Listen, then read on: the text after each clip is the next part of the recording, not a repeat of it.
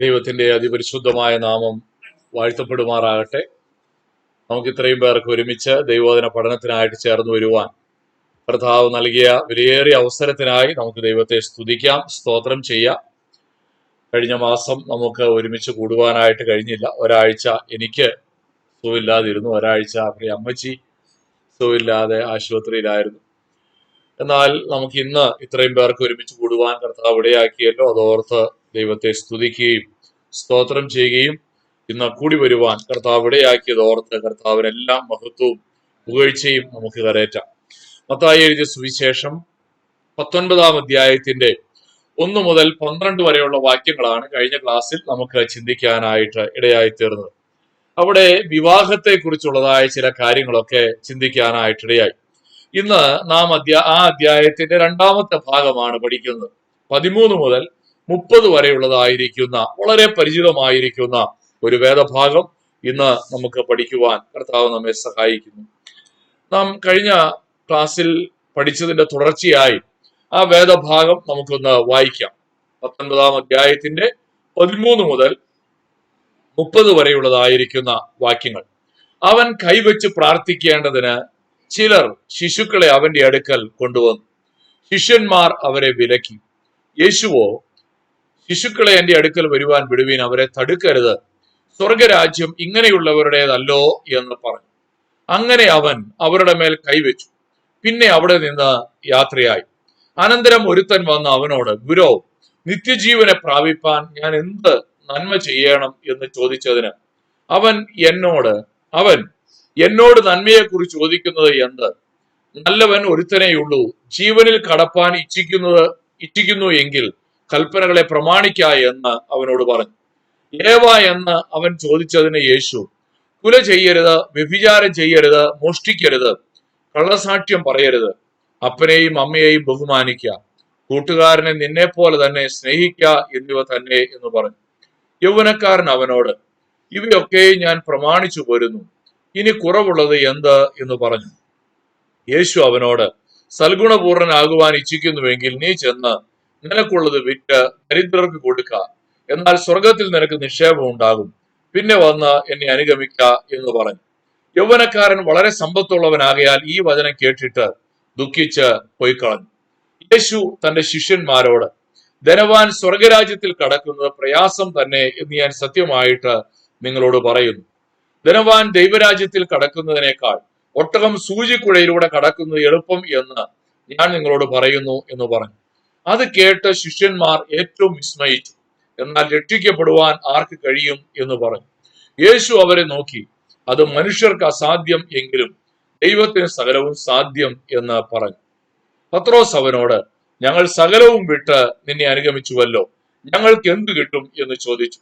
യേശു അവരോട് പറഞ്ഞത്, എന്നെ അനുഗമിച്ചിരിക്കുന്ന നിങ്ങൾ ജനനത്തിൽ മനുഷ്യപുത്രൻ തന്റെ മഹത്വത്തിന് സിംഹാസനത്തിൽ ഇരിക്കുമ്പോൾ നിങ്ങളും 12 സിംഹാസനത്തിലിരുന്ന് ഇസ്രായേൽ ഗോത്രം 12-നെയും ന്യായം വിധിക്കുമെന്ന് ഞാൻ സത്യമായിട്ട് നിങ്ങളോട് പറയുന്നു. എന്റെ നാമനിമിത്തം വീടുകളെയോ സഹോദരന്മാരെയോ സഹോദരികളെയോ അപ്പനെയോ അമ്മയെയോ മക്കളെയോ നിലങ്ങളെയോ വിട്ടുകളഞ്ഞവന് എല്ലാം 100 മടങ്ങ് ലഭിക്കും. അവൻ നിത്യജീവനെയും അവകാശമാക്കും. എങ്കിലും മുമ്പന്മാർ പലർ പിമ്പന്മാരും, പിമ്പന്മാർ മുമ്പന്മാരുമാകും. നമുക്ക് വളരെ പരിചയമുള്ള ഒരു വേദഭാഗമാണ്. ധാരാളം പ്രസംഗങ്ങൾ കേട്ടിട്ടുള്ള ഒരു വേദഭാഗമാണ്. ഈ വേദഭാഗത്ത് നിന്ന് നമ്മൾ പഠിക്കാനായിട്ട് ഒരുങ്ങുകയാണ്. 19ഉം 20ഉം അധ്യായങ്ങളെ നമ്മൾ 6 ഭാഗങ്ങളായിട്ടാണ് തിരിച്ചത്. 19-ാം അധ്യായത്തിൽ 3 ഭാഗങ്ങളുണ്ട്. 20-ാം അധ്യായത്തിലും 3 ഭാഗമായിട്ട് നമുക്ക് പഠിക്കുവാനായിട്ട് കഴിയും. ഈ വേദഭാഗം നമ്മൾ പഠിക്കുമ്പോൾ ഈ വേദഭാഗത്ത് നമ്മൾ ഇന്ന് കാണാനായിട്ട് പോകുന്നത്, യേശു ഒരു ശിശുവിനെ ചേർത്ത് നിർത്തിയിട്ട് ആ ശിശുവിനോട് ചില കാര്യങ്ങൾ പറയുന്നതാണ്, അല്ലെങ്കിൽ ആ ശിശുവിനെ കുറിച്ച് ചില കാര്യങ്ങൾ പറയുന്നതാണ്. അതിനെ തുടർന്ന് പണവുമായിട്ടുള്ള ബന്ധത്തിൽ യേശുവിന്റെ അടുക്കൽ വന്ന ഒരു മനുഷ്യന് നൽകുന്നതായ പ്രബോധനവും, അല്ലെങ്കിൽ അവന്റെ ജീവിതത്തിൽ നിന്ന് ചില ആത്മീക പാഠങ്ങളും നമുക്ക് ഈ വേദഭാഗത്ത് നിന്ന് പഠിക്കുവാനായിട്ട് കഴിയും. നമ്മൾ കണ്ടതുപോലെ 2 വലിയ ആത്മീക സത്യങ്ങൾ. ഒന്ന്, ആരാണ് ദൈവരാജ്യത്തിലേക്ക് പ്രവേശിക്കുന്നത്. രണ്ട്, യേശുവിനെ പിൻപറ്റുന്നതിന് നമുക്ക് എന്ത് വില കൊടുക്കണം? ദൈവരാജ്യത്തിൽ എങ്ങനെ പ്രവേശിക്കും? രണ്ട്, യേശുവിനെ എങ്ങനെ നാം പിൻപറ്റും? ഈ രണ്ട് ചോദ്യങ്ങളുടെ ഉത്തരങ്ങളാണ് ഈ വേദഭാഗത്ത് നമുക്ക് പഠിക്കുവാനായിട്ട് കഴിയുന്നത്. ഈ രണ്ട് ഭാഗത്തു നിന്നുകൊണ്ട് ഈ ആത്മീക സത്യങ്ങൾ നാം പഠിക്കുമ്പോൾ നമ്മുടെ ജീവിതത്തിൽ അതൊരു വലിയ ആത്മീക പുതുക്കത്തിന് കാരണമാകണം. നമ്മൾ ഈ വേദഭാഗത്ത് ഓർക്കണം, ചൈൽഡ് ലൈക്ക് ഫെയ്ത്ത്, ശിശുവിനെ പോലെ വിശ്വസിക്കുക, ആൻഡ് കോസ്റ്റ്ലി കമ്മിറ്റ്മെന്റ്, വിലയേറിയ ഒരു സമർപ്പണം. ഈ രണ്ട് കാര്യങ്ങളാണ് ഈ വേദഭാഗത്ത് നിന്ന് നമുക്ക് പഠിക്കുവാനായിട്ട് കഴിയുന്നത്. ഏതൊക്കെയാണ് രണ്ട് കാര്യങ്ങൾ? ശിശുവിനെ പോലെ വിശ്വസിക്കുക. രണ്ട്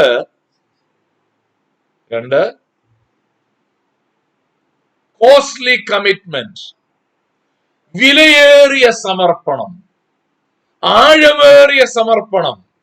അതാണ്, ഈ രണ്ട് കാര്യങ്ങളാണ് ഈ വേദഭാഗത്ത് നിന്ന് നമുക്ക് പ്രധാനമായും, ഞാൻ പൊതുവായി പറഞ്ഞാൽ, പഠിക്കുവാനായിട്ട് കഴിയുന്നത്. ഞാൻ ഈ 13 മുതൽ 30 വരെയുള്ള വാക്യങ്ങൾ പഠിക്കുമ്പോൾ ഇതിൽ നിന്ന് 5 ആത്മീക സത്യങ്ങളാണ് കർത്താവ് നമ്മെ പഠിപ്പിക്കുന്നത്. ഇതിനെ ഞാൻ 2 ഭാഗമായിട്ടല്ല, അല്ലെങ്കിൽ 2 സംഭവങ്ങളായിട്ടല്ല പഠിപ്പിക്കുന്നത്. യഥാർത്ഥത്തിൽ ഇത് 2 സംഭവങ്ങളായിട്ടാണ് അവിടെ വായിക്കാൻ കഴിയുന്നത്. എന്നാൽ ഈ 2 സംഭവങ്ങളിൽ നിന്ന് ഒരു തുടർച്ചയെന്നോണം 5 കാര്യങ്ങൾ പറയുവാനായിട്ട് താല്പര്യപ്പെടും. ഒന്നാമത്തെ കാര്യം, ആരുടേതാണ് ദൈവരാജ്യം? The kingdom belongs to the childlike.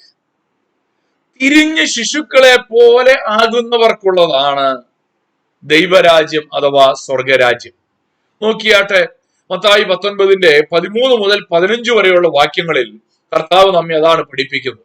എന്താ കർത്താവ് പഠിപ്പിക്കുന്നത്? യേശുവിന്റെ അടുക്കൽ പ്രാർത്ഥിക്കേണ്ടതിന് ചിലർ ശിശുക്കളെ കൊണ്ടുവരികയാണ്.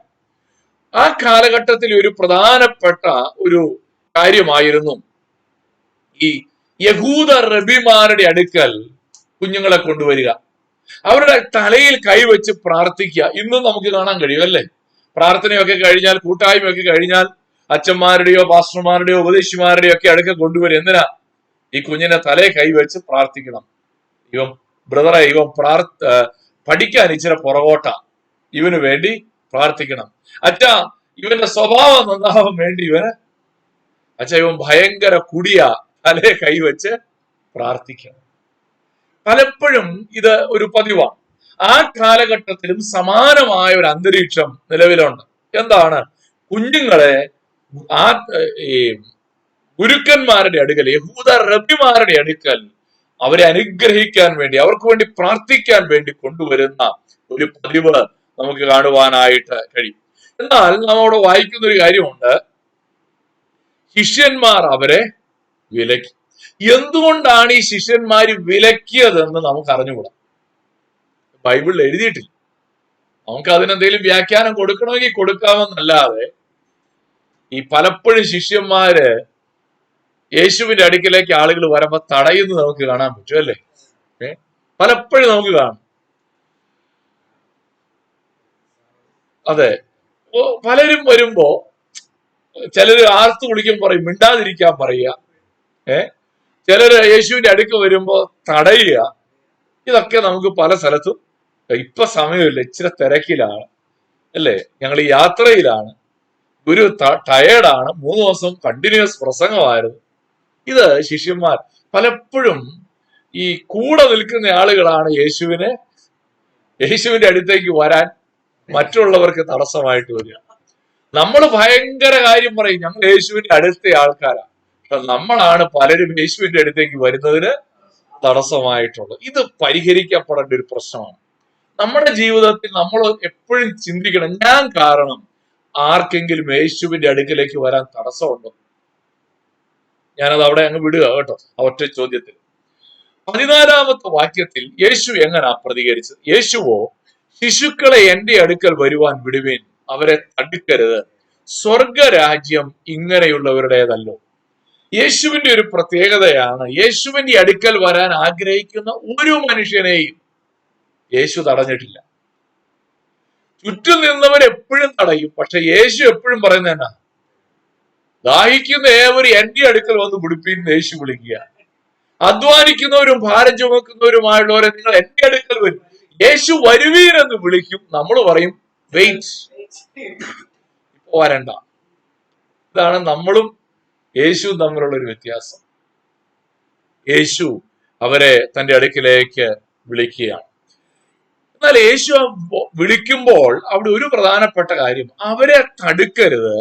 സ്വർഗരാജ്യം ഇങ്ങനെയുള്ളവരുടേതല്ലോ.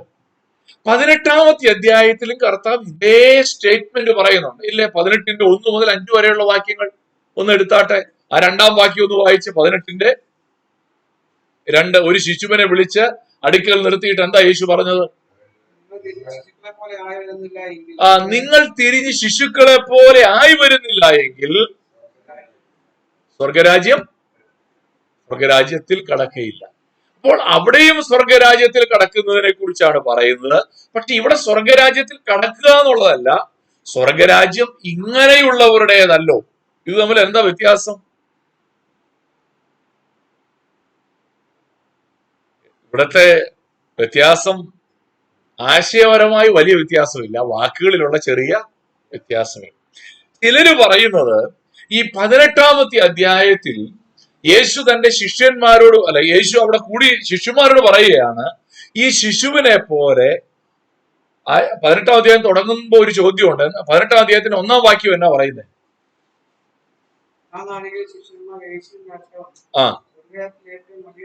വലിയവൻ ആരാണെന്നുള്ള ചോദ്യത്തിനാണ് അവിടെ ഉത്തരം പറഞ്ഞത്. ശിശുക്കളെ പോലെ. എന്തായിരുന്നു ഉത്തരം?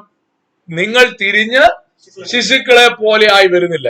ഇവിടെ ആരാണ് വലിയവൻ എന്നുള്ളതല്ല ചോദ്യം. ഇവിടെ അങ്ങനെ ഒരു ചോദ്യം ഇല്ല.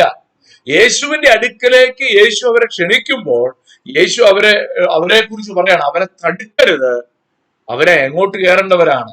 സ്വർഗരാജ്യം ഇങ്ങനെയുള്ളവരുടേതല്ലോ എന്ന് പറഞ്ഞാൽ കുഞ്ഞുങ്ങളിലുള്ളതായ സ്വഭാവം ദൈവരാജ്യത്തിൽ പ്രവേശിക്കാൻ ആവശ്യമാണെന്നാണ്. എന്താണ് അതിന്റെ അർത്ഥം? കുഞ്ഞുങ്ങളിലുള്ളതായിരിക്കുന്ന ഹ്യൂമിലിറ്റി, താഴ്മ. ഈ കുഞ്ഞുങ്ങൾക്ക് ഒരു പ്രത്യേകത ഉണ്ട്. നമ്മൾ പറയുന്നത് എല്ലാം വിശ്വസിക്കും, അല്ലേ? വിശ്വസിക്കോ ഇല്ലയോ?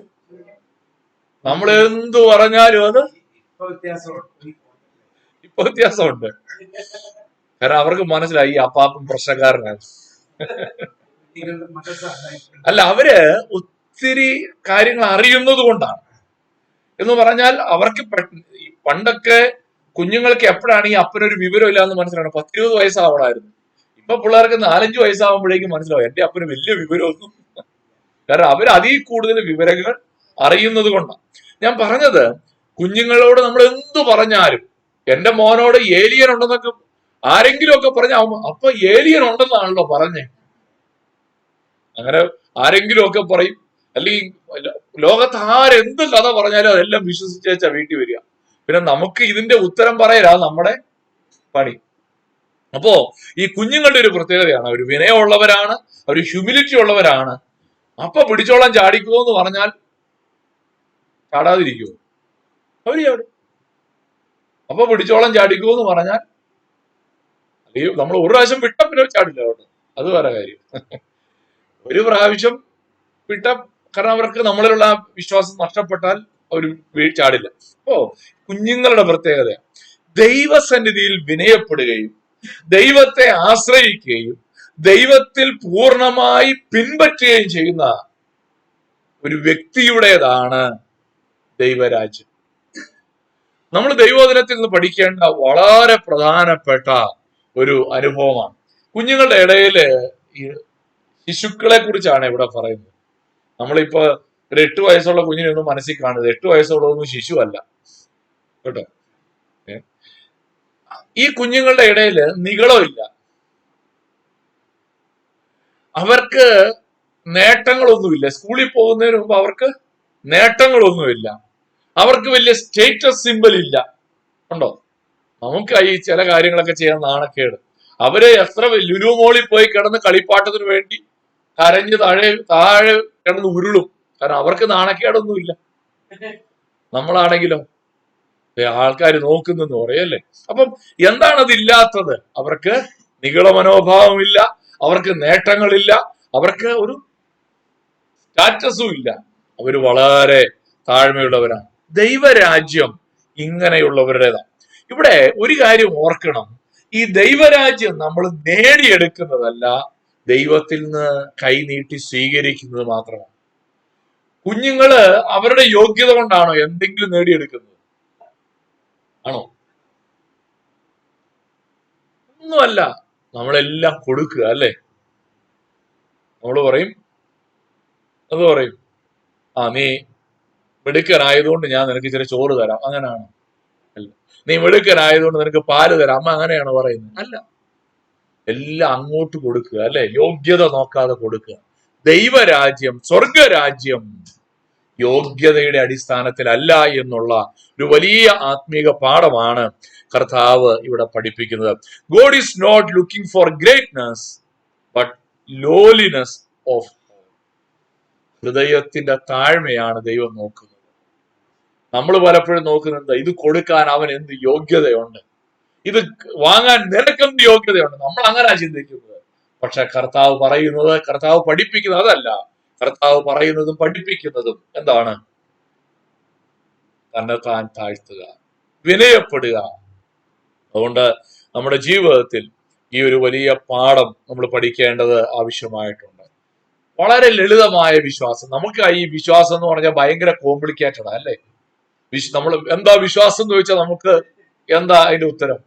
നമ്മളെ വേഗം എബ്രായ ലേഖനം 11:1 എടുക്കും അല്ലേ. വിശ്വാസം എന്നത് വാശിക്കുന്നതിന്റെ ഉറപ്പും കാണാത്ത കാര്യങ്ങളുടെ നിശ്ചയമാണ്. പിന്നെ അതിന്റെ ഓരോ വാക്യങ്ങൾക്കും നമുക്കൊരു വ്യാഖ്യാനമുണ്ട്. പക്ഷെ ശിശുവിനെ പോലെ വിശ്വസിക്കുക എന്ന് പറഞ്ഞാൽ അത് ഭയങ്കര സിമ്പിളാ. ദൈവത്തെ ഞാൻ ചോദിക്കട്ടെ, ഈ നമുക്കറിയാവുന്ന അത്രയും തിയോളജി വിശ്വാസത്തെ കുറിച്ച് പഴയ നിയമത്തിലെ വിശുദ്ധന്മാർക്ക് അറിയാമോ? ഇല്ല. അബ്രഹാം ദൈവത്തെ വിശ്വസിച്ചു, അത് അവന് നീതിയായി കണക്കിട്ടു. അബ്രഹാം എന്താ വിശ്വസിച്ചത്? നമ്മളെ വിശ്വസിച്ച അത്രയും കാര്യമൊന്നും അബ്രഹാം വിശ്വസിക്കാൻ പറ്റിയില്ല. അത്രയും വെളിപ്പെടുത്തപ്പെട്ടിട്ടില്ല അബ്രഹാമിന് അന്ന് അല്പമായി ഭാഗികമായ വെളിപ്പാടാ കിട്ടിയത്. ആ കിട്ടിയ വെളിപ്പാട് അബ്രഹാം വിശ്വസിച്ചു, ദൈവത്തെ വിശ്വസിച്ചു, അത് അബ്രഹാമിന് നീതിയായി കണക്കിടപ്പെട്ടു. പ്രിയപ്പെട്ടവരെ, നമ്മുടെ ജീവിതത്തിൽ എന്താണ് ആവശ്യമെന്ന് ചോദിച്ചാൽ ഇതാണ് ആവശ്യം. ഏതാ? ഒരു ശിശുവിനെ പോലെ ലളിതമായി ദൈവത്തെ വിശ്വസിക്കുക. അതുകൊണ്ട് ഒന്നാമതായി വേദഭാഗം നമ്മെ പഠിപ്പിക്കുന്നത് ദൈവരാജ്യം ശിശുക്കളെ പോലെ ഉള്ളവരുടേതാണ്.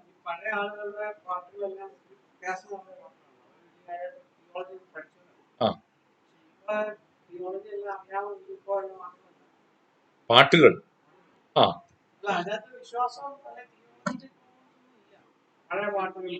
അല്ല, തിയോളജിക്കൽ പ്രോബ്ലംസ് ഇല്ലെന്നല്ല. തിയോളജിക്കൽ പ്രോബ്ലംസ് ഇല്ല എന്ന് മാത്രമല്ല, ആഴമേറിയ തിയോളജി ഉണ്ടായിരുന്നു. തിയോളജി ഇപ്പൊ എനിക്ക് എന്റെ യേശുവിനെ കണ്ടാൽ മതി ആ പാട്ട് പാടി എന്തേ നമ്മളെല്ലാവരും അതിനകത്ത് മുഴുകിയില്ലേ? എന്താ മുഴുകാൻ കാര്യം? ആ പാട്ടിനകത്ത് ദൈവവചനത്തിന്റെ ആഴമേറിയ സത്യങ്ങളാണ് എഴുതിയിരിക്കുന്നത്. അല്ല, ഈ അനുഭവം ഉണ്ട്. അവര് വചനം പഠിക്കുമായിരുന്നു. അതായത് പാട്ട് എഴുതാൻ വേണ്ടി അവർ പാട്ട് എഴുതുകയല്ല, പാട്ടെഴുത്തുകാരും അല്ല പാട്ട് എഴുതിയത്. പിന്നെ ആരാ പാട്ട് എഴുതിയത്? ദൈവവചനം പഠിച്ചപ്പോ, അത് ഹൃദയത്തിൽ തൊട്ടപ്പോ, തങ്ങളുടെ ജീവിതത്തിന്റെ സാഹചര്യങ്ങളിൽ അത് എഴുതിയെന്നേ ഉള്ളൂ. ചില സാഹചര്യങ്ങളിൽ അത് ഇൻസ്പയർഡ് ആയെന്നേ ഉള്ളൂ. ദൈവവചനത്തിന്റെ ആഴമേറിയ പഠനം അത് നമ്മൾ എഴുതിയ പോലെ നോട്ട് എഴുതിയില്ലായിരിക്കും ചിലപ്പോ. അന്ന് 10 ഡയറി ഒന്നും എഴുതാൻ അവർക്ക് ഉണ്ടാവില്ല. പക്ഷെ ഹൃദയത്തിനകത്ത് ദൈവവചനത്തിന്റെ ബോധ്യങ്ങൾ ആഴത്തിലുണ്ടായിരുന്നു. ഇന്ന് പ്രശ്നം എന്നാ? പാട്ടെല്ലാവരും എഴുതും. കാരണം 4 പാട്ടെടുക്കും, 4 വരി 4 പാട്ടിൽ നിന്ന് എടുക്കും, എന്നിട്ട് ചേർത്ത് വെച്ച് കൺവെൻഷൻ അയച്ചു കൊടുക്കും. ആരെങ്കിലും കൊണ്ട് ട്യൂൺ ചെയ്യിക്കും, ഓർക്കസ്ട്ര വെച്ച് അഡ്ജസ്റ്റ് ചെയ്യും. ഞാൻ പറഞ്ഞത് ഓർക്കസ്ട്ര മോശമാണെന്നുള്ള അർത്ഥത്തിലല്ല. ഞാൻ പറഞ്ഞത് ദൈവവചന പഠനമില്ലാതിരുന്നതിന്റെ ഒരു പ്രശ്നമാണ്. ഇവിടെ ലളിതമായ വിശ്വാസം. 2, the danger of external righteousness, ബാഹ്യമായിരിക്കുന്ന നീതിയുടെ അപകടം. ഇവിടെ യേശുവിന്റെ അടുക്കൽ ഒരു മനുഷ്യൻ വരികയാണ്. ആരാ?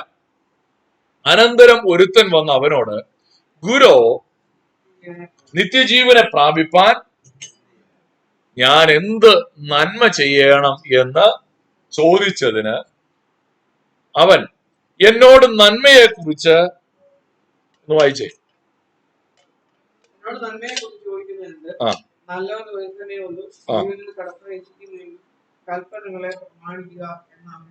മതി. ഇവിടെ യേശുവിന്റെ അടുക്കൽ ഒരു മനുഷ്യൻ വരികയാണ്.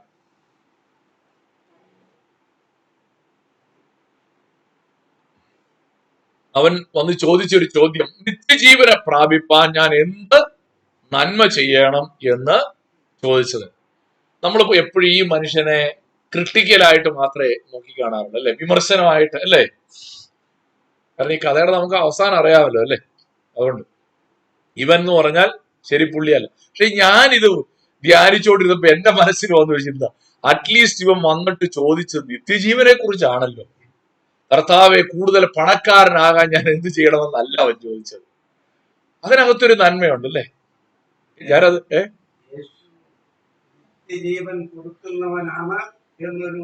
അല്ല, അത് അവൻ അറിയില്ല. അവൻ ഗുരു എന്നാ വിളിച്ച. ഗുരു, അവന് യേശുവിനെ ഒരു ഗുരുവായിട്ടാണ് കാണുന്നത്. അങ്ങനെ ഒരു റെവലേഷൻ, വെളിപ്പാട് അവനില്ല. അവനറിയാവുന്ന ഇവനൊരു ഗുരുവാണ്. അപ്പൊ ഗുരു, നിത്യജീവനെ പ്രാപിപ്പാൻ ഞാൻ എന്ത് നന്മ ചെയ്യണമെന്ന് ചോദിച്ചതിന് യേശു തിരിച്ചൊരു ചോദ്യം ചോദിക്കുകയാണ്, എന്നോട് നന്മയെ കുറിച്ച് ചോദിക്കുന്നത് എന്ത്? നല്ലവൻ ഒരുത്തനേ ഉള്ളൂ. ജീവനിൽ കടപ്പാൻ ഇച്ഛിക്കുന്നുവെങ്കിൽ കൽപ്പനകളെ പ്രമാണിക്ക എന്ന് അവരോട് പറഞ്ഞു. യേശു ഈ പറഞ്ഞതിൽ നിന്ന് ഒരാൾ പറയുകയെന്ന് വിചാരിക്കുക, നിത്യജീവൻ അവകാശമാക്കാൻ കുറെ കൽപ്പനകൾ പ്രമാണിച്ചാൽ മതി എന്ന് യേശു പഠിപ്പിച്ചോ? ഇല്ല. ഈ വാക്യങ്ങൾ വായിക്കുമ്പോൾ പെട്ടെന്ന് തോന്നുക അങ്ങനെയാ, അല്ലേ? നിത്യജീവനിൽ കടക്കാൻ, ജീവനിൽ കടപ്പാൻ ഇച്ഛിക്കുന്നുവെങ്കിൽ കൽപ്പനകളെ പ്രമാണിക്ക എന്ന് യേശു പറയുന്നു. അപ്പൊ യേശു പറഞ്ഞ ആ വാക്കുകളിൽ നിന്ന് ഒരുപക്ഷെ ഒരാൾക്ക് തോന്നാൻ സാധ്യതയുണ്ട്, യേശു കൽപ്പനകളെ പ്രമാണിച്ചാൽ നിത്യജീവന്റെ അവകാശിയാകുമെന്നാണോ യേശു പറഞ്ഞത്? ഇവിടെ യഥാർത്ഥത്തിൽ യേശു ചെയ്യുന്നത് എന്താണ്? യേശു ഇവിടെ യഥാർത്ഥത്തിൽ ചെയ്യുന്നത് അവന്റെ മനസ്സിലിരിപ്പിനെ പുറത്തു കൊണ്ടുവരികയാണ്. ഇത് ഈ ഒരു വാക്യം മാത്രം വായിച്ചാൽ നമുക്ക് അങ്ങനെ തോന്നിയാലും അവന്റെ ഉള്ളിലിരിപ്പിനെ പുറത്തു കൊണ്ടുവന്നിട്ടാണ് അവന്റെ ഉള്ളിൽ ആത്മീയ സത്യം പകർന്നു കൊടുക്കുന്നത്. എന്താണ് അവന്റെ ഉള്ളിലിരിപ്പ്? To expose his self righteousness, അവന്റെ സ്വയനീതി. അവൻ ദൈവരാജ്യത്തിൽ കടക്കാൻ വേണ്ടി എങ്ങനെ കടക്കുമെന്നാണ് അവൻ വിചാരിച്ചേക്കുന്നത്? നന്മ ചെയ്യുന്നതിലൂടെ നിത്യജീവനിൽ കടക്കാമെന്നൊരു ചിന്തയാണ് ഈ മനുഷ്യന്റെ ഉള്ളിലുണ്ടായിരുന്നത്. എന്ന് പറഞ്ഞാൽ സ്വന്തം പരിശ്രമത്താൽ നേടിയെടുക്കുന്ന ഒരു നിത്യജീവനെ കുറിച്ചായിരുന്നു ഈ മനുഷ്യന്റെ ഹൃദയത്തിൽ ഉണ്ടായിരുന്ന ചിന്ത. ആ ചിന്തയെയാണ് കർത്താവ് വലിച്ചു പുറത്തേക്ക് ഇടുന്നത്. മനസ്സിലാവുന്നുണ്ടോ? പലപ്പോഴും നമ്മുടെ മനുഷ്യർക്ക് സഹജമായ ഒരു ചിന്തയാണ്, ഞാൻ എന്ത് ചെയ്താൽ നിത്യജീവന്റെ അവകാശിയാകും, അല്ലേ? മനുഷ്യർക്ക് അങ്ങനെ ഒരു ചിന്തയാണ്, ഞാൻ എന്തോ ചെയ്തിട്ടാണ് ഞാൻ സ്വർഗത്തിൽ പോകുന്നത്. ആ ചിന്തയോടാണ് കർത്താവ് ഇവിടെ സംസാരിക്കുന്നത്. 18, 19, 20 വാക്യങ്ങളിലേക്ക് വരുമ്പോൾ ഈ ചെറുപ്പക്കാരൻ തിരിച്ചൊരു ചോദ്യം ചോദിക്കുകയാണ്. ഏവ എന്ന് അവൻ ചോദിച്ചതിന്, ഈ ഏവ എന്ന് ചോദിക്കാൻ കാര്യം തന്നെ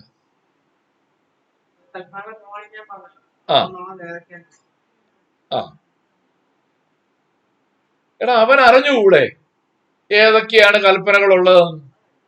പിന്നെ എന്തായിരിക്കും അങ്ങനെ ഒരു ചോദ്യം ചോദിക്കാൻ കാര്യം? എന്റെ ഒരു ചിന്ത ഞാൻ പറയാം. മിനിമം മാർക്ക് വാങ്ങാൻ എത്ര കൽപ്പന അനുസരിക്കണം? ജസ്റ്റ് എന്ത് ചെയ്താൽ മതി? സ്വർഗരാജ്യത്തിൽ കയറാൻ വേണ്ടി ആ അതായത് പണ്ട് 50-ൽ 18 കിട്ടണമല്ലോ. അതായത് 17.5 കിട്ടിയാൽ 18 കൊടുക്കും. അപ്പൊ 17.5 കിട്ടാൻ എന്തോ ചെയ്യണം. ഇതാണ് വാസ്തവം. അല്ലെങ്കിൽ എല്ലാം അങ്ങ് അനുസരിച്ചാ പോലെ. പഴയ നിയമത്തിൽ 613 കൽപ്പനകളുണ്ട്. ഈ 613 കൽപ്പനകളും അല്ല, 10 കൽപ്പനകൾ അനുസരിച്ചാൽ മതിയല്ലോ. കൽപ്പനകളായിട്ട് തന്നെ കൊടുത്തിട്ടുണ്ട്. എന്ന് അവൻ ചോദിക്കുന്നതിന്റെ കാരണം അവൻ എല്ലാം ഒന്നും അനുസരിക്കാനുള്ള താല്പര്യമില്ല. പിന്നെ എന്ത് ചെയ്താൽ മതി? മിനിമം പാസ് മാർക്ക് കിട്ടാൻ ഞാൻ എന്ത് ചെയ്യണം? ഇതാണ് ആ ചോദ്യത്തിനകത്ത് അവൻ ഉൾക്കൊള്ളിച്ചിരിക്കുന്നത്. മിനിമം അറ്റൻഡൻസ് അല്ലേ? മിനിമം അറ്റൻഡൻസ് എത്ര വേണം? യേശു അതിന് മറുപടി കൊടുക്കുന്നു. ഏതൊക്കെയാ യേശു കൊടുത്ത മറുപടി? യേശു കൊടുത്ത മറുപടിയാണ് കുല ചെയ്യരുത്. 10 കൽപ്പനകളിൽ എത്രാമത്തെയാ? കുല ചെയ്യരുതോ?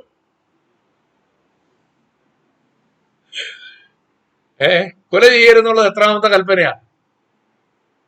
6ാമത്തെ കൽപ്പനയാ. കുല ചെയ്യരുത്, വ്യഭിചാരം ചെയ്യരുത് 7ാമത്തെ കൽപ്പന, മോഷ്ടിക്കരുത് 8ാമത്തെ കൽപ്പന, കള്ളസാക്ഷ്യം പറയരുത് 9ാമത്തെ കൽപ്പന, അപ്പനെയും അമ്മയെയും ബഹുമാനിക്കുക എത്രാമത്തെ കൽപ്പന? എത്രാമത്തെയാ? 5ാമത്തെ കൽപ്പന. 6 മുതൽ 9 വരെ വന്നേച്ച് പിന്നെ വീണ്ടും 5ലേക്ക് പോയി. ഇനി ഒരു കാര്യം കൂടെ കർത്താവ് പറഞ്ഞു, കൂട്ടുകാരനെ നിന്നെ പോലെ തന്നെ സ്നേഹിക്കുക. അത് എത്രാമത്തെ കൽപ്പനയാ? അത് 10 കൽപ്പനകളിൽ ഒന്നായിട്ടല്ല.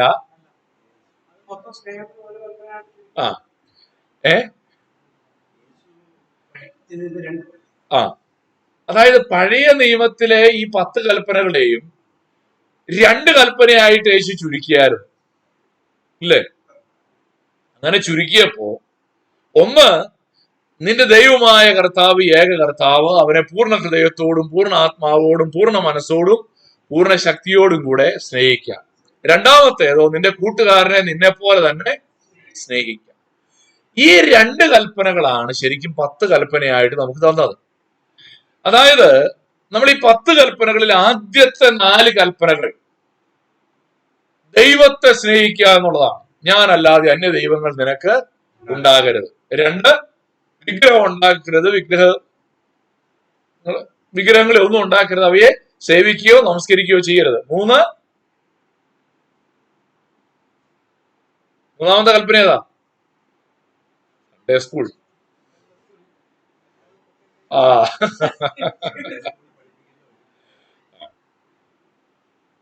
മൂന്നാമത്തെ കൽപ്പന അത്രയും എടുത്തു നോക്കി. മൂന്നാമത്തെ പറ, ഇല്ലേ ഒന്നും അതിന് പറയുക.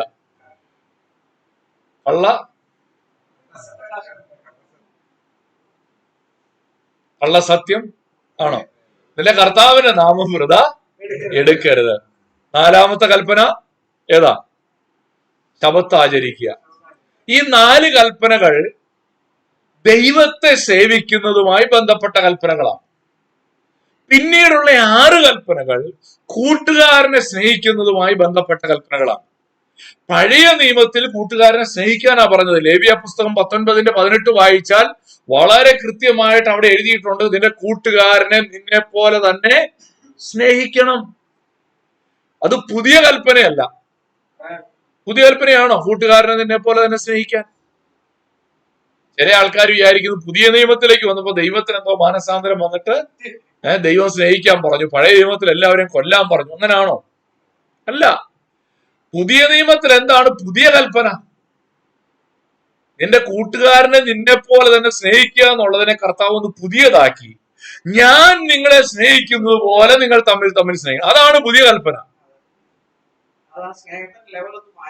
സ്നേഹത്തിന്റെ സ്റ്റാൻഡേർഡ് ഒന്ന് റേസ് ചെയ്തു. പഴയ നിയമത്തിൽ കൂട്ടുകാരനെ നിന്നെ പോലെ തന്നെ സ്നേഹിച്ചാൽ മതി. പക്ഷെ പുതിയ നിയമത്തിൽ കൂട്ടുകാരനെ നീ സ്നേഹിക്കുമ്പോ എങ്ങനെ സ്നേഹിക്കണം? കർത്താവ് നിന്നെ എങ്ങനെ സ്നേഹിച്ചു അതുപോലെ നീ കൂട്ടുകാരനെ സ്നേഹിക്കും. അപ്പോ ഇവിടെ യേശു പറഞ്ഞ കൽപ്പനകളെ രണ്ടായിട്ട് തിരിക്കുക. ചില വേദപണ്ഡിതന്മാർ പറയുന്നത് ഈ 10 കൽപ്പനകൾ 2 കൽപ്പനകളിലല്ല എഴുതി കൊടുത്തത്. ഒരു കൽപ്പലകയിൽ ദൈവത്തെ സ്നേഹിക്കുന്നതിനെ കുറിച്ചുള്ള കൽപ്പനയും രണ്ടാമത്തെ കൽപ്പലകയിൽ കൂട്ടുകാരനെ സ്നേഹിക്കുന്നതിനെ കുറിച്ചുള്ള കൽപ്പനകളുമാണ് എഴുതി കൊടുത്തതെന്ന. ചിലര് പറയുന്നു 5:5 ആണെന്ന്. അത് ബൈബിളിൽ കൃത്യമായിട്ടൊന്നും എഴുതാത്തത് കൊണ്ട് നമ്മൾ അതിനെ കുറിച്ച് തിരക്കേണ്ട കാര്യമില്ല. പക്ഷെ ഒരു കാര്യം സത്യമാണ്, കർത്താവ് കൊടുത്ത കൽപ്പനകളിൽ 4 ദൈവത്തെ സേവിക്കുന്നതുമായി ബന്ധപ്പെട്ടും 6 കൂട്ടുകാരനെ സ്നേഹിക്കുന്നതുമായി ബന്ധപ്പെട്ടുമാണ്. ഇവിടെ കർത്താവ് പറഞ്ഞു കൊടുത്തിയ ഒരു കാര്യം എന്താണ്? ഈ രണ്ടാമത്തെ ഭാഗത്തുള്ള കൽപ്പനകളാണ് അല്ലെ? ഈ കൂട്ടുകാരനെ സ്നേഹിക്കുന്നതുമായി ബന്ധപ്പെട്ട കൽപ്പനകളാണ്. ആ മേഖലയിലാണ് പലപ്പോഴും മനുഷ്യര് സ്വയനീതിമാന്മാരായി പോകുന്നത്. ഞാൻ കൊല ചെയ്തിട്ടില്ല, ഞാൻ വ്യഭിചാരം ചെയ്തിട്ടില്ല, ഞാൻ മോഷ്ടിച്ചിട്ടില്ല, ഞാൻ കള്ളം പറയാറില്ല. ഇതൊക്കെ സ്വയനീതി. നമ്മൾ സ്വയം, അതുകൊണ്ട് ഞാൻ സ്വർഗത്തിൽ പോകും, ഞാൻ ആരെയും ഉപദ്രവിച്ചിട്ടില്ല, അതുകൊണ്ട് ഞാൻ സ്വർഗത്തിൽ പോകും. മനുഷ്യരുമായുള്ള ബന്ധത്തിൽ നിന്നാണ് പലപ്പോഴും മനുഷ്യർ സ്വയനീതിമാന്മാരായി തീരുന്നത്. എന്നാൽ ഇവിടെ കർത്താവ് അവരോട് പറയുന്ന ഒരു കാര്യം, ഇതെല്ലാം കർത്താവ് പറഞ്ഞു കഴിഞ്ഞപ്പോ ഈ യൗവനക്കാരൻ എന്നാ മറുപടി പറഞ്ഞേ? ഇവയൊക്കെ ഞാൻ പ്രമാണിച്ചു പോരുന്നു, ഇനി കുറവുള്ളത് എന്ത് എന്ന് പറഞ്ഞു. ഇത് ആ ചോദ്യത്തിന്റെ അർത്ഥം എന്താ? ഇനി കുറവുള്ളത് എന്ത്? എന്താണ് ആ ചോദ്യത്തിന്റെ അർത്ഥം? ആ ചോദ്യം നമ്മളോട് പറയുന്ന ഒരു കാര്യം എന്നാണെന്നറിയാമോ? നമ്മൾ എന്തൊക്കെ ചെയ്താലും അത് നമ്മളെ തൃപ്തിപ്പെടുത്തില്ല.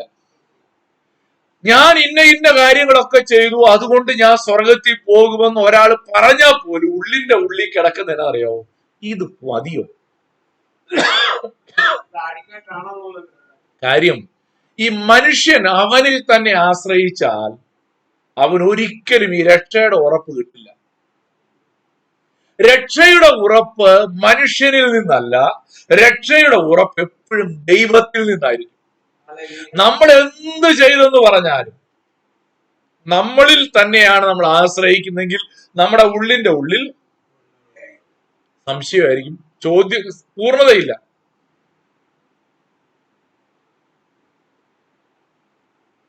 അതുകൊണ്ടാണ് അവൻ ചോദിച്ചത്, ഇതൊക്കെയും ഞാൻ പ്രമാണിച്ചു പോരുന്നു, ഇനി കുറവുള്ളത് എന്താണ്?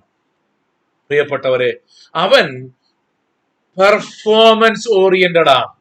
ഞാൻ അത് ചെയ്തു, ഇത് ചെയ്തു, അതുകൊണ്ട് എനിക്ക് സ്വർഗം. ഞാൻ അത് ചെയ്തു, ഇത് ചെയ്തു, ഇനിയും എന്തെങ്കിലും ചെയ്യണേ അതും ചെയ്യാം, എനിക്ക് എന്ത് കിട്ടിയാ മതി? നിത്യജീവൻ കിട്ടിയാ മതി. പ്രിയപ്പെട്ടവരെ, ഇന്ന് ദൈവവചനത്തിന്റെ മുമ്പിലിരിക്കുമ്പോൾ നാം തിരിച്ചറിയേണ്ട ഒരു വലിയ സത്യം ഇതാണ്. നമ്മൾ പലപ്പോഴും ഞാൻ എന്ത് ചെയ്താൽ നിത്യജീവൻ കിട്ടുമെന്നാണ് ചിന്തിക്കുന്നത്. എന്നാൽ കർത്താവ് അവന്റെ ആ ചോദ്യത്തിന് കർത്താവ് മറുപടി കൊടുക്കുന്നത് നമുക്ക് അവിടെ കാണുവാനായിട്ട് സാധിക്കും. ബാഹ്യമായി നാം എന്തൊക്കെ ചെയ്താലും, ബാഹ്യമായി എന്തൊക്കെ ആചാരങ്ങൾ അനുഷ്ഠിച്ചാലും, ബാഹ്യമായി നാം എത്രയൊക്കെ നല്ല മനുഷ്യനായാലും നമുക്ക് എന്ത് ചെയ്യാൻ കഴിയില്ല. It is possible to be morally good but spiritually lost. ധാർമ്മികമായി നല്ലവനാകാം, പക്ഷെ ആത്മീയമായി ദൈവത്തിൽ നിന്ന് അന്യനായി നിൽക്കാനുള്ള സാധ്യതയുണ്ട്. നമ്മൾ ബൈബിളിൽ കൊർന്നല്യോസ് എന്ന് പറയുന്ന ഒരു മനുഷ്യനെ കുറിച്ച് വായിക്കുന്നുണ്ട് അല്ലെ? അപ്പോസ്തല പ്രവർത്തികൾ 10-ാം അധ്യായം 2-ാമത്തെ വാക്യത്തിൽ കൊർന്നല്യോസിനെ കുറിച്ച് ബൈബിൾ പറയുന്നത്, അവൻ ഭക്തനും തന്റെ സകല ഗൃഹത്തോടും കൂടെ ദൈവത്തെ ഭയപ്പെടുന്നവരുമായി ജനത്തിന് വളരെ ധർമ്മം കൊടുത്തു, എപ്പോഴും ദൈവത്തോട് പ്രാർത്ഥിച്ചു പോന്നു. പക്ഷെ അവന്റെ അടുക്കലേക്ക് സുവിശേഷം പറയാൻ പത്രോസിനെ അയക്കുക. കാര്യം എന്നാ? നീ ചെയ്യുന്ന ദാനധർമ്മങ്ങളും നിന്റെ ആചാരങ്ങളും അനുഷ്ഠാനങ്ങളും നിന്റെ പ്രാർത്ഥനയും കൊണ്ട് മാത്രം എന്ത് ചെയ്യാൻ കഴിയില്ല, രക്ഷയിലെ അനുഭവത്തിലേക്ക് വരാൻ കഴിയുകയില്ല. പ്രിയപ്പെട്ടവരെ, നാം ഈ വലിയ സത്യം മറ്റുള്ളവരോട് ബോധ്യപ്പെടുത്തേണ്ട ഒരു വലിയ ആത്മീയ സത്യമാണ്. Christianity is not about checking boxes but knowing Christ. ഞാൻ ചെയ്ത കാര്യങ്ങളുടെ ലിസ്റ്റ് ടിക്ക് ചെയ്തു പോകുന്നതല്ല ക്രിസ്ത്യാനിറ്റി. ക്രിസ്തു മാർഗം എന്ന് പറയുന്നത് ഞാൻ ചെയ്ത കാര്യങ്ങളുടെ ലിസ്റ്റ് ടിക്ക് ചെയ്യുന്നതല്ല, പിന്നെയോ ക്രിസ്തുവുമായിട്ടുള്ള ബന്ധത്തിന്റെ അടിസ്ഥാനത്തിലാണ്. മൂന്നാമതായി ഈ വേദഭാഗം നമ്മെ പഠിപ്പിക്കുന്നത് ഒരു യഥാർത്ഥ ശിഷ്യത്വത്തിന്റെ വിലയെ കുറിച്ചാണ്. The cost of true discipleship, ശരിയായ ശിഷ്യത്വത്തിന് കൊടുക്കേണ്ട വില. 21, 22 വാക്യങ്ങളിൽ കർത്താവ് അവന്റെ ഇനിയും വല്ലതും കുറവുണ്ടെങ്കിൽ അത് ചെയ്യാനാണ് അവൻ വന്നത്. കർത്താവ് അവനോട് പറഞ്ഞു, നിനക്ക് ശരിക്കും ഒരു കുറവാണ്. എന്താ ശരിക്കും ഉള്ള കുറവ്?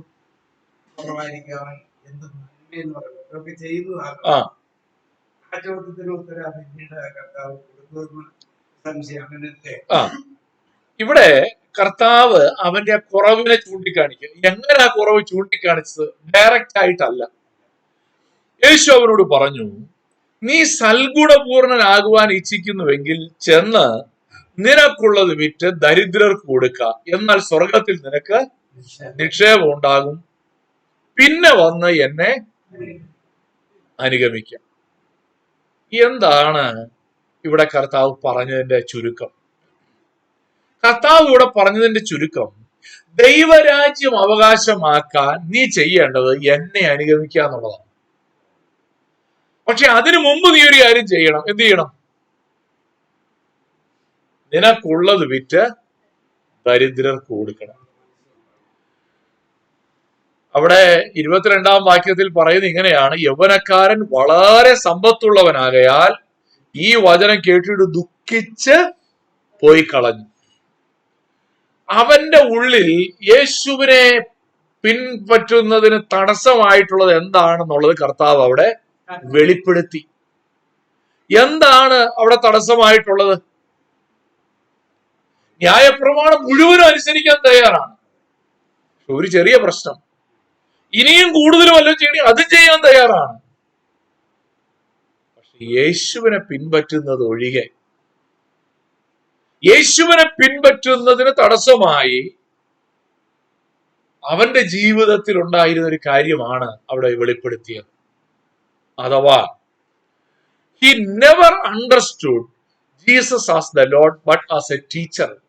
യേശുവിനെ അവൻ മനസ്സിലാക്കിയത് കേവലം ഒരു ഗുരുവായിട്ട് മാത്രമാണ്, കർത്താവായിട്ട് മനസ്സിലാക്കിയില്ല. ഇത് മനസ്സിലാക്കാത്തത് കൊണ്ട് തന്നെ അവൻ യേശുവിനെ പിൻപറ്റിയിട്ടില്ല. എന്തായിരുന്നു അവന്റെ പ്രശ്നം? പണം ഉണ്ടെന്നുള്ളതാണ്.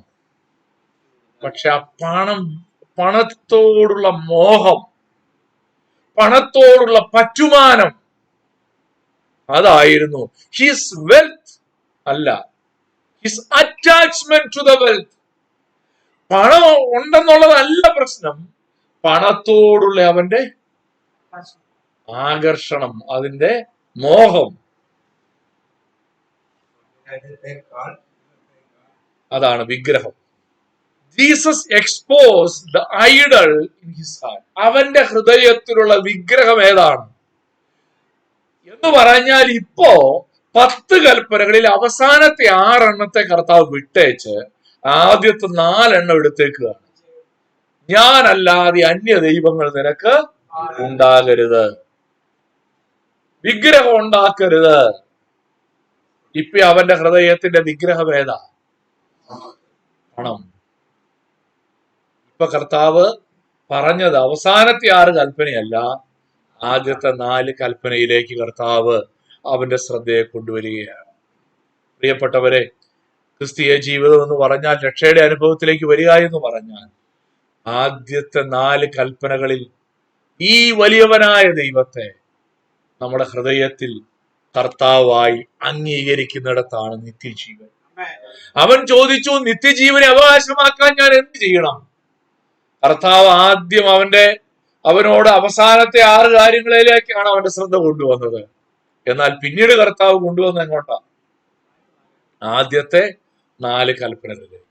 എന്ന് പറഞ്ഞാൽ, ഈ ദൈവവുമായിട്ടുള്ള ബന്ധം ശരിയല്ല എന്നുള്ള വലിയ യാഥാർത്ഥ്യമാണ് കർത്താവ് അവനുമായി പങ്കുവയ്ക്കുന്നത്. പ്രിയപ്പെട്ടവർ, ഒരു കാര്യം സത്യമാണ്, യേശുവിനെ അനുഗമിക്കണമെങ്കിൽ നമ്മുടെ ജീവിതത്തിൽ ഒരു സമ്പൂർണ്ണ സമർപ്പണം ആവശ്യമായിട്ടുണ്ട്. കർത്താവിനെ അനുഗമിക്കണമെങ്കിൽ ഒരു സമ്പൂർണ്ണ സമർപ്പണം നമുക്ക് വേണം. ഞാൻ കുറെ കാര്യങ്ങളൊക്കെ ചെയ്യുന്നുണ്ട്, ബൈബിള് വായിക്കുന്നുണ്ട്, ബൈബിൾ ക്ലാസ്സിന് പോകുന്നുണ്ട്, പ്രാർത്ഥിക്കുന്നുണ്ട്. ഈ ചെക്ക് ലിസ്റ്റ് ടിക്ക് ചെയ്താൽ നോ, യുവർ റിലേഷൻഷിപ്പ് മാറ്റേഴ്സ്.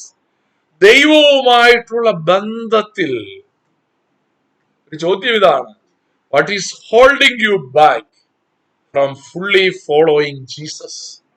യേശുവിനെ പൂർണ്ണമായി പിൻപറ്റുന്നതിൽ നിന്ന് നിന്നെ തടയുന്നത് എന്താണ്? നമ്മളോട് തന്നെ നമ്മൾ ചോദിക്കണം. ഈ ചെറുപ്പക്കാരന് അവന്റെ ധനം വിട്ടുകളയാൻ അവന് മനസ്സില്ല. പണമില്ലെങ്കിൽ പിന്നെ ഞാൻ ഒന്നുമില്ലെന്നാണ് അവൻ ചിന്തിച്ചത്. ഇല്ലേ, പലരും അങ്ങനെ. പണമില്ലാത്തവൻ പിണം. ഇന്ന് ലോകം മുഴുവൻ പഠിപ്പിക്കുന്ന ഒരു ഫിലോസഫി എന്താ വെച്ചാൽ പണം നിങ്ങളുടെ ജീവിതത്തിന്റെ ഒട്ടുമിക്ക പ്രശ്നങ്ങൾ മാറ്റുമെന്നുള്ളതാണ് വേൾഡ് സിസ്റ്റം നമ്മളെ പഠിപ്പിക്കുന്നത്. പക്ഷെ പണം ഉള്ളവൻ പറയുന്നത് എന്റെ പ്രശ്നങ്ങളെല്ലാം പരിഹരിക്കപ്പെട്ടിട്ടില്ല എന്ന് തന്നെയാണ്. എല്ലാം പരിഹരിക്കപ്പെട്ടില്ലെന്ന് മാത്രമല്ല, ഇപ്പൊ കൂടുതൽ പ്രശ്നം ഉണ്ടെന്നാണ് പലരും പറയുന്നത്. നമുക്ക് ബേസിക് നെസസിറ്റീസ് തീർച്ചയായും അത് വേണം, പണം വേണം, വേണ്ടെന്നല്ല.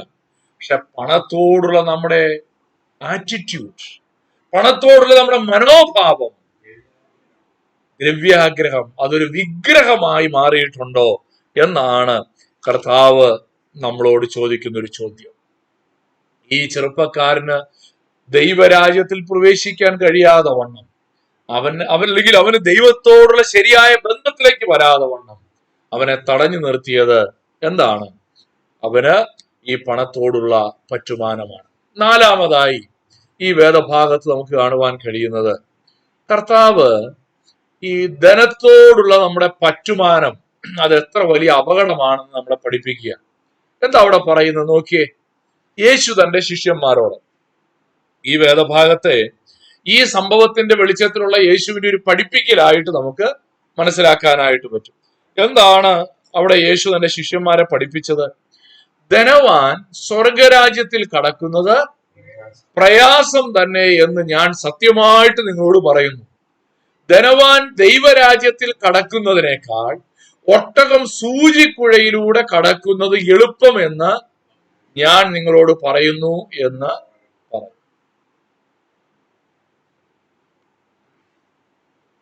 അത് കേട്ട് ശിഷ്യന്മാർ ഏറ്റവും വിസ്മയിച്ചു. എന്നാൽ രക്ഷിക്കപ്പെടുവാൻ ആർക്ക് കഴിയുമെന്ന് പറഞ്ഞു. യേശു അവരെ നോക്കി, അത് മനുഷ്യർക്ക് അസാധ്യമെങ്കിലും ദൈവത്തിന് സകലവും സാധ്യം എന്ന് പറഞ്ഞു. ഇവിടെ യേശു ഈ പറയുന്നത് എന്താ? ധനവാൻ സ്വർഗരാജ്യത്തിൽ കിടക്കുന്ന പ്രയാസമാണ്. ഇത് പറഞ്ഞിട്ട് കർത്താവ് അവിടെ ഒരു സാദൃശ്യം കൊണ്ടുവന്നു. എന്താ സാദൃശ്യം? ഒട്ടകം സൂചിക്കുഴ. എന്താ ഈ ഒട്ടകം സൂചിക്കുഴയിലൂടെ കിടക്കുക എന്ന് പറഞ്ഞ? എന്താ ഈ സൂചിക്കുഴ?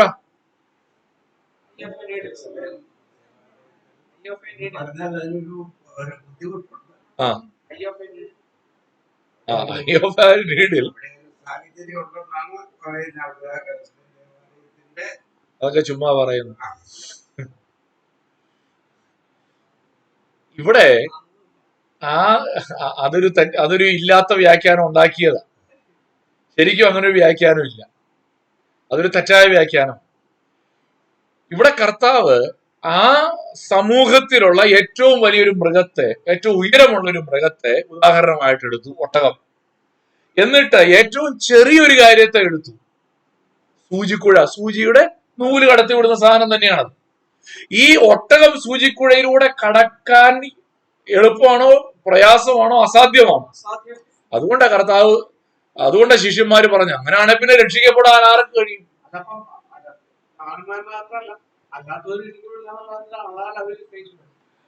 അതാ ഞാൻ പറഞ്ഞു വരട്ടെ, അത് തന്നെ പറഞ്ഞു വരും.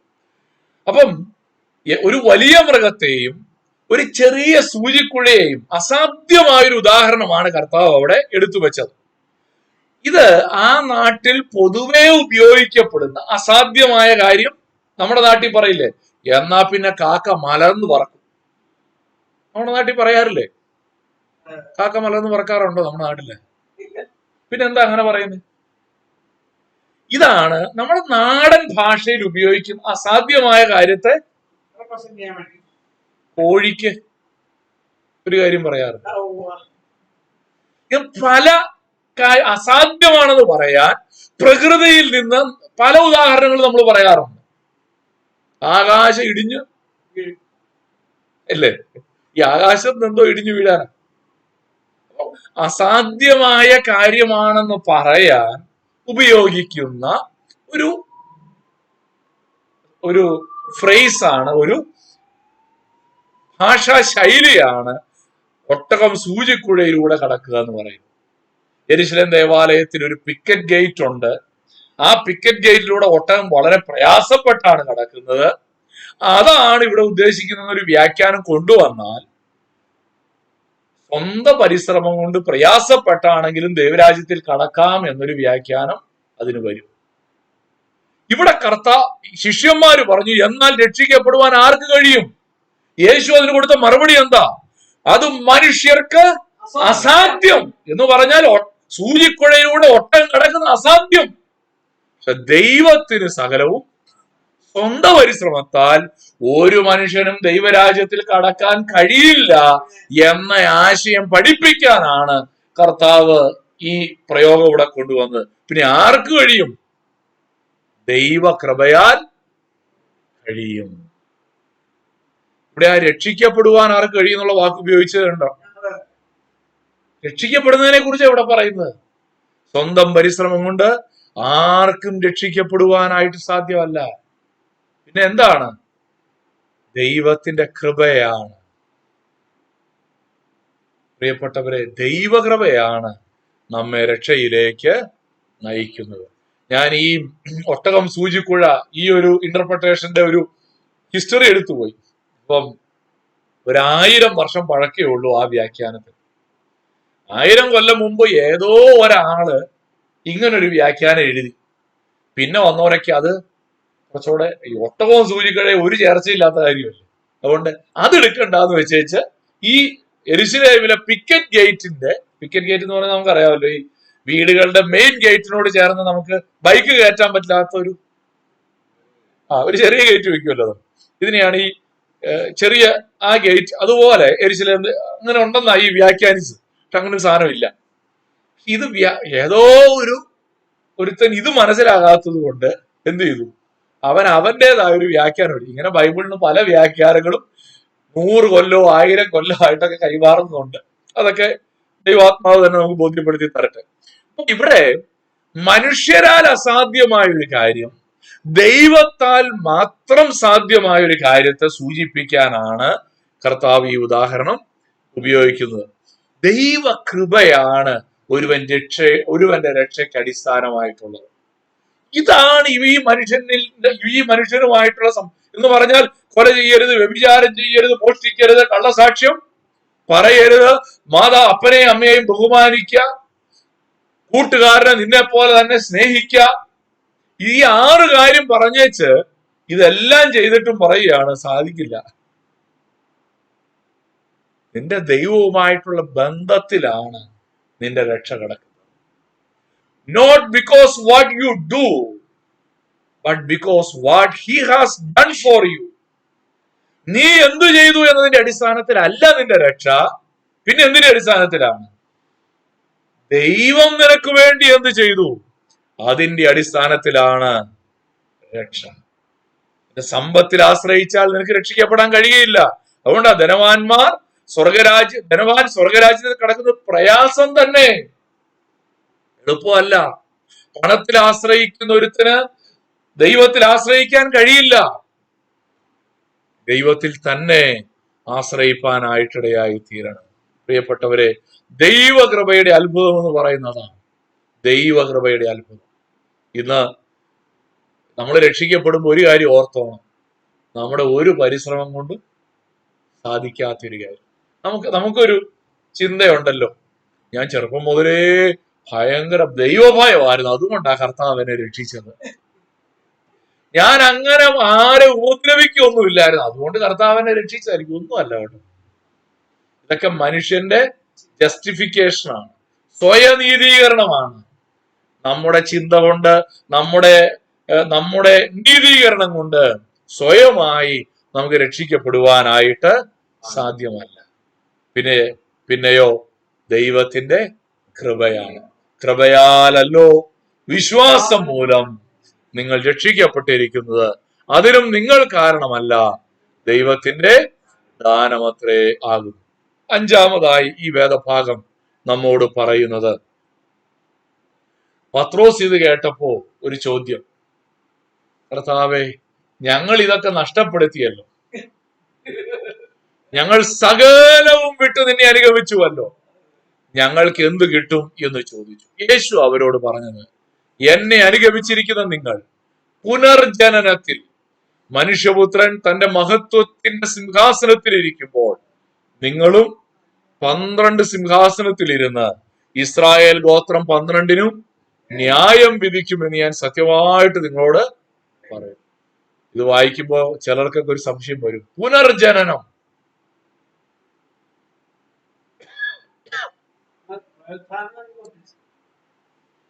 പുനർജനനം എന്നുള്ള വാക്ക് കാണുമ്പോഴേക്കും നമ്മൾ വീണ്ടും പുനർജന്മത്തെ കുറിച്ചാണോ എന്ന് അല്ല, ഉയർത്തെഴുന്നേറ്റ് നമ്മൾ വീണ്ടും ഈ ഭൂമിയിലേക്ക് വരുന്നൊരു വരവുണ്ട്. എന്നാ അത് 1000 ആണ്ട് വാഴ്ച. ഇത് വളരെ കൃത്യമായി 1000 ആണ്ട് വാഴ്ചയിലെ ഒരു അനുഭവത്തെ കുറിച്ച് കർത്താവ് പറയുന്ന ഒരു കാര്യമാണ്. പത്രോസ് ചോദിച്ചു, കർത്താവെ, ഞങ്ങൾ നിന്നെ അനുഗമിക്കാനായിട്ട് വള്ളവും വലയും വിട്ടു, ഞങ്ങളുടെ അപ്പനെ വിട്ടിട്ടാണ് ഞങ്ങൾ നിന്നെ അനുഗമിച്ചത്, ഞങ്ങൾക്ക് എന്ത് കിട്ടും? കർത്താവ് കൊടുത്ത മറുപടിയാണ് നമുക്കിവിടെ കാണാൻ കഴിയുന്നത്. എന്താ മറുപടി? നീ ഒരു വള്ളം വിട്ടിട്ടാണ് എന്നെ അനുഗമിച്ചതെങ്കിൽ ഞാൻ നിനക്ക് പ്രതിഫലം തരും. ഇവിടെ 1000 ആണ്ട് വാഴ്ചയിൽ ലഭിക്കുന്ന അവിടെ ഒരു കാര്യം പറഞ്ഞു, 12 സിംഹാസനത്തിലിരുന്ന്, 12 അപ്പോസ്തലന്മാരാണല്ലോ, 12 സിംഹാസനത്തിലിരുന്ന് ഇസ്രായേൽ ഗോത്രം 12നും ന്യായം വിധി. ഇത് 1000 ആണ്ട് വാഴ്ചയിൽ അപ്പോസ്തലന്മാർക്ക് കൊടുക്കുന്ന ഒരു പ്രിവിലേജ് ആയിട്ട് നമുക്ക് കാണാനായിട്ട് കഴിയും. എന്നാൽ അവിടെ അവസാനിച്ചില്ല, ഇത് വരാനിരിക്കുന്ന കാലത്താണ് അല്ലെ. എന്നാൽ ഇപ്പോഴും 29 മുതലുള്ള വാക്യങ്ങളിൽ കർത്താവ് അതിനെ പ്രസന്റ് ടെൻസിലേക്ക് കൊണ്ടുവന്നു. എന്നിട്ട് പറഞ്ഞു, എന്റെ നാമം നിമിത്തം വീടുകളെയോ സഹോദരന്മാരെയോ സഹോദരികളെയോ അപ്പനെയോ അമ്മയെയോ മക്കളെയോ നിലങ്ങളെയോ വിട്ടുകളഞ്ഞവന് എല്ലാം 100 മടങ്ങ് ലഭിക്കും, അവൻ നിത്യജീവനെയും അവകാശമാക്കും. കർത്താവ് കൊടുത്ത മറുപടി എന്താ? കർത്താവ് കൊടുത്ത മറുപടി, നീ നഷ്ടപ്പെടുത്തിയത് അത് 100 മടങ്ങായിട്ട് എവിടെ വെച്ചാ കിട്ടുക? ഈ പല ആൾക്കാരും പറയുന്നത് ബൈബിളിൽ സ്വർഗത്തിൽ കിട്ടും എന്നും പറഞ്ഞ് നിങ്ങളെ മോഹിപ്പിച്ച് കൊണ്ടുപോകുകയെന്ന് ചിലർ പറയും. അയ്യോ, ബൈബിള് പറയുന്നത് സ്വർഗത്തിൽ കിട്ടുന്നത് മാത്രമല്ല, ഈ ലോകത്തിലും അല്ലേ, ഈ ലോകത്തിലും വരുവാനുള്ള ലോകത്തിലും. ഈ അപ്പനെ 100 മടങ്ങ് കിട്ടുക എന്ന് പറഞ്ഞാൽ അതിന്റെ അർത്ഥം തന്നെ അപ്പനെ 100 മടങ്ങ് കിട്ടി, അമ്മയെ 100 മടങ്ങ് കിട്ടി, സഹോദരനെ 100 മടങ്ങ് കിട്ടി. നിങ്ങൾ ദൈവരാജ്യത്തെ പ്രതി സപ്പോസ് നിങ്ങളുടെ അപ്പൻ, നിങ്ങൾ ക്രിസ്തുവിനെ അനുഗമിക്കുന്നതിന് നിങ്ങളുടെ അപ്പൻ തടസ്സമായിരുന്നെങ്കിൽ, അപ്പന്റെ എതിർപ്പ് വകവെക്കാതെ നിങ്ങൾ യേശുവിനെ സ്നേഹിച്ചാൽ, യേശുവിനെ അനുഗമിച്ചാൽ, നിങ്ങളുടെ അപ്പൻ നിങ്ങൾക്ക് തരേണ്ടത് തന്നില്ലെങ്കിലും ദൈവം ഈ ലോകത്ത് വെച്ച് അപ്പന്റെ സ്ഥാനത്ത് നിങ്ങളെ കരുതാൻ അനേകരെ എഴുന്നേൽപ്പിക്കും. അമ്മയുടെ സ്ഥാനത്ത് അനേകരെ എഴുന്നേൽപ്പിക്കും. സഹോദരന്റെ സ്ഥാനത്ത് അനേകരെ എഴുന്നേൽപ്പിക്കും. സഹോദരിയുടെ സ്ഥാനത്ത് അനേകരെ എഴുന്നേൽപ്പിക്കും. മക്കളുടെ സ്ഥാനത്ത് അനേകരെ എഴുന്നേൽപ്പിക്കും. ഞാൻ കഥ പറഞ്ഞതല്ല, എന്റെ അനുഭവമാണ്. എന്റെ ജീവിതത്തിൽ എനിക്കിത് പറയാനായിട്ട് കഴിയും. യേശുവിനെ അനുഗമിക്കാൻ, അതുകൊണ്ടാണ് കർത്താവ് പറഞ്ഞത്, ഒരുത്തൻ എന്നെ അനുഗമിക്കാൻ ഇച്ഛിക്കുന്നെങ്കിൽ തന്റെ അപ്പനെയോ അമ്മയെയോ ഭാര്യയെയോ മക്കളെയോ പകയ്ക്കുകയും ചെയ്യാത്തവൻ എന്നാ പറഞ്ഞത് അല്ലേ? എന്ന് പറഞ്ഞാൽ അപ്പനെ കാണുമ്പോ ദേഷ്യപ്പെടണമെന്നല്ല ഇതിന്റെ അർത്ഥം. അവര് ഒരു തടസ്സമാണെങ്കിൽ, അവര് നീ വിശ്വാസിയായി ജീവിക്കുന്നത് കൊണ്ട്, നീ ദൈവത്തിലായി ജീവിക്കുന്നത് കൊണ്ട് അവർ നിന്നെ കരുതുന്നില്ലെങ്കിൽ നീ വിഷമിക്കണ്ട. എന്നെ പിൻപറ്റുന്നതിൽ നിന്ന് നീ പുറകോട്ട് പോകാതിരുന്നാൽ ഞാൻ നിന്നെ, അല്ലെ അവിടെ ആ വാക്ക് 100 മടങ്ങ്, എനിക്ക് അറിഞ്ഞുകൂടാ 100 മടങ്ങ് പ്രതിഫലം കൊടുക്കുന്ന ഏതെങ്കിലും ഒരു സ്ട്രാറ്റജി ലോകത്തുണ്ടോ? എന്തെങ്കിലും ഒരു ബിസിനസ് ഉണ്ടോ 100 മടങ്ങ്? പരസ്യത്തിലുണ്ട്. പരസ്യത്തിലെല്ലാം 100 അല്ല 1000 ഇരട്ടിയായിരിക്കും. പക്ഷെ ദൈവരാജ്യം അതിനകത്ത് 100 മടങ്ങ്. യഥാർത്ഥ ശിഷ്യത്വം, നിങ്ങൾ യേശുവിനെ അനുഗമിക്കാൻ വേണ്ടി എന്ത് നഷ്ടപ്പെടുത്തിയാലും അതൊരു നഷ്ടമല്ല. ഈ വലിയ സത്യം നമ്മൾ തിരിച്ചറിയണം. യേശുവിനെ അനുഗമിക്കാൻ വേണ്ടി നിങ്ങൾ എന്ത് നഷ്ടപ്പെടുത്തിയാലും അത് നഷ്ടമല്ല, അതിനെ ലാഭമാക്കി മാറ്റുന്ന ഒരു കർത്താവുണ്ട്. യേശുവിനെ അനുഗമിക്കാൻ വില കൊടുക്കണം, ഒരു സംശയമില്ല കേട്ടോ, ഒരു സംശയമില്ല. രക്ഷ സൗജന്യമാണ്, പക്ഷെ യേശുവിനെ അനുഗമിക്കാൻ വില കൊടുക്കണം. It is not free. രക്ഷ സൗജന്യമാണെന്നുള്ളത് കേട്ടാ നമ്മൾ ഓടി വരുന്നല്ലേ.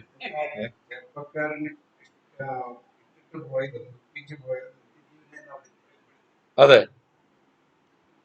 നിത്യജീവന്, അവന് നിത്യജീവനും നഷ്ടപ്പെട്ടു. പക്ഷെ നിത്യജീവന് വേണ്ടി ബാക്കി എല്ലാം നഷ്ടപ്പെടുത്തിയ ഇവരോട് പറയുകയാണ്, നിങ്ങൾക്ക് നിത്യജീവനെ അവകാശമാക്കും, പക്ഷെ 100 മടങ്ങായി നിങ്ങൾ നഷ്ടപ്പെടുത്തിയതും കൈവശമാക്കും. ദൈവരാജ്യത്തിൽ നാം നഷ്ടപ്പെടുന്ന ഒന്നും വൃഥാവല്ല. It is not at all waste. Salvation is always apart from human works. രക്ഷ എന്ന് പറയുന്നത് മനുഷ്യന്റെ പ്രവൃത്തിയാലല്ല, സൗജന്യമാണ്. പക്ഷേ പ്രതിഫലം, സ്വർഗരാജ്യത്തിൽ നമുക്ക് കിട്ടാനിരിക്കുന്ന പ്രതിഫലം, അത് എങ്ങനെയാണെന്ന് അറിയാമോ? നമ്മൾ ചെയ്തതിന് അടിസ്ഥാനത്തിൽ. രക്ഷ സൗജന്യമാണ്, പക്ഷെ പ്രതിഫലം നമ്മൾ ചെയ്തതിന്റെ അടിസ്ഥാനത്തിൽ. ഈ വേദഭാഗം നമ്മളെ പഠിപ്പിക്കുന്ന ഒരു ബാലൻസിങ് അവിടെയാണ്. ഒരു വശത്ത് പറഞ്ഞു നീ ചെയ്ത ഒരു പ്രവൃത്തി കൊണ്ട് നീ രക്ഷിക്കപ്പെടില്ല, പക്ഷെ മറുവശത്ത് പറഞ്ഞു നീ ദൈവവുമായിട്ടുള്ള ബന്ധത്തിൽ വന്നിട്ട് നീ എന്ത് ചെയ്യുന്നോ അതനുസരിച്ച് നിനക്ക് പ്രതിഫലം. ഇത് നമ്മളോടൊരു ചോദ്യം ചോദിച്ചാൽ നമുക്ക് എന്തു മറുപടിയാ പറയാനുണ്ട്? ഞാൻ ചില ചോദ്യങ്ങൾ ചോദിക്കാൻ ആഗ്രഹിക്കുകയാണ്. ഞാൻ ദൈവസന്നിധിയിലേക്ക് അടുത്തു വരുമ്പോൾ ഒരു ശിശുവിനെ പോലെ അടുത്തു വരാൻ തയ്യാറാണ്. കർത്താവ് ചാടിക്കോളാൻ പറഞ്ഞ ചാടാൻ തയ്യാറായിക്കും. ഞാൻ എൻ്റെ പ്രവർത്തികളാലാണോ ദൈവത്തെ പ്രസാദിപ്പിക്കാൻ ശ്രമിക്കുന്നത്? കൊല ചെയ്യുന്നില്ല, വ്യഭിചാരം ചെയ്യുന്നില്ല, മോഷ്ടിക്കുന്നില്ല, കള്ളസാക്ഷ്യം പറയുന്നില്ല, അപ്പനെ അമ്മയും ബഹുമാനിക്കുന്നുണ്ട്, കൂട്ടുകാരനെ എന്നെ പോലെ തന്നെ സ്നേഹിക്കുന്നുണ്ട്. എന്റെ പ്രവർത്തികളാൽ കർത്താവെ ഞാൻ ഇത്രയൊക്കെ ചെയ്തത് നീ കാണുന്നില്ലേ? ഇതാണോ നമ്മുടെ മനോഭാവം? അങ്ങനാണെങ്കിൽ നമ്മൾ പശ്ചാത്തപിക്കേണ്ട ഒരു കാര്യമാണ്. വി ഹാവ് ടു കൺഫസ്, കർത്താവെ ഞാൻ എന്നെ തന്നെ ആശ്രയിച്ചത് എന്നോട് പൊറുക്കണമേ. ഞാൻ എന്റെ ഗുണത്തിൽ ആശ്രയിച്ചത്, ഞാൻ എണ്ണി പറഞ്ഞ എന്റെ ഗുണങ്ങൾ, കർത്താവെ നിന്റെ ഗുണം എണ്ണാൻ എന്നെ പഠിപ്പിക്കണം. എന്റെ ഗുണം എണ്ണാനല്ല, എന്റെ കർത്താവിന്റെ ഗുണം എണ്ണാൻ. ഇന്ന് നമ്മളോട് കർത്താവ് എന്താണ് ഉപേക്ഷിക്കാൻ പറയുന്നത്? കർത്താവിനെ പിൻപറ്റാൻ വേണ്ടി. ആ യേശുവിന്റെ അടുക്കൽ വന്ന ആ യൗവനക്കാരൻ അവനോട് പറഞ്ഞത് എന്തായിരുന്നു? സമ്പത്തായിരുന്നു അല്ലേ?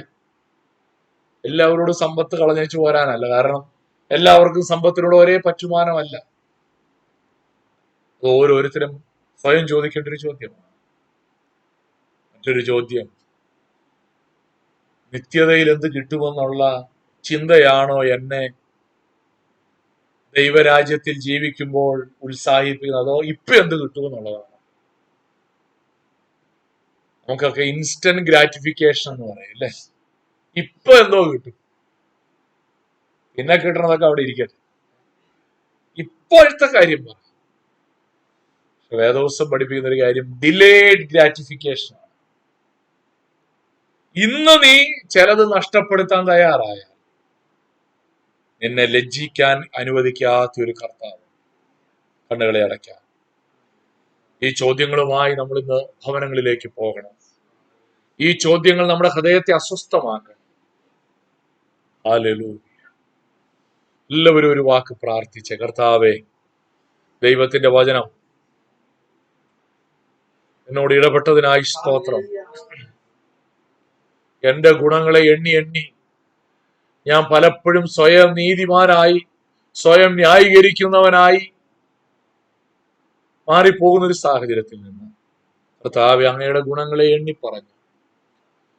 മനുഷ്യരാൽ അസാധ്യം ദൈവത്താൽ സാധ്യമെന്ന് പറഞ്ഞു ജീവിപ്പാൻ കർത്താവേ എന്നെ സഹായിക്കണമേ എന്ന് നമുക്ക് പ്രാർത്ഥിക്കാം. ഹല്ലേലൂയ. എല്ലാവരും ഒരു വാക്ക് പ്രാർത്ഥിച്ചാൽ. കൃപയാൽ രക്ഷിക്കപ്പെടാൻ ദൈവം നമുക്ക് ഭാഗ്യം നൽകിയല്ലോ, സ്തോത്രം. യേശുവിനെ ജീവിതത്തിന്റെ രക്ഷിതാവും കർത്താവുമായി അംഗീകരിക്കാൻ ഭാഗ്യം ലഭിച്ചല്ലോ. കാൽവറി ക്രൂശിൽ കർത്താവ് ഉറക്കെ വിളിച്ചു പറഞ്ഞു, നിവൃത്തിയായി, ഇറ്റ് ഈസ് ഫിനിഷ്ഡ്. നമുക്കൊന്നും അതിനകത്തേക്ക് കോൺട്രിബ്യൂട്ട് ചെയ്യാനില്ല. ഒരു ശിശുവിനെ പോലെ അവന്റെ രക്ഷ കൈ നീട്ടി സ്വീകരിക്കുക മാത്രം. Our salvation is not our achievement. നമ്മുടെ രക്ഷ നമ്മുടെ നേട്ടമല്ല, അത് ദൈവത്തിന്റെ ദാനമാണ്. നാം നേടിയതല്ല, ദൈവം തന്നതാണ്. നമ്മളാൽ സാധിച്ചതല്ല, ദൈവത്താൽ സാധിച്ചതാണ്. വിട്ടുകളയേണ്ടത് യേശുവിനെ അനുഗമിക്കുന്നതിന് തടസ്സമായി എന്താണ് നമ്മുടെ ജീവിതത്തിലുള്ളത്? ഏത് വിഗ്രഹമാണ് നമ്മുടെ ജീവിതത്തിലുള്ളത്? ആ വിഗ്രഹത്തെ ഇന്ന് നമുക്ക് തകർക്കണം. ഗിദെയോൻ ഇസ്രായേലിന്റെ ഒരു വിഗ്രഹത്തെ തകർത്തിട്ടാണ് ഇസ്രായേലിന് ജയം നേടിക്കൊടുത്തതെങ്കിൽ നമ്മുടെ ജീവിതത്തിൽ ബ്രേക്ക് ചെയ്യേണ്ട വിഗ്രഹം ഏതാണെന്നുള്ളത് തിരിച്ചറിയുവാൻ ദൈവത്തിന്റെ പരിശുദ്ധാത്മാവ് നമ്മെ സഹായിക്കും. എല്ലാവരും പ്രാർത്ഥിച്ചാൽ.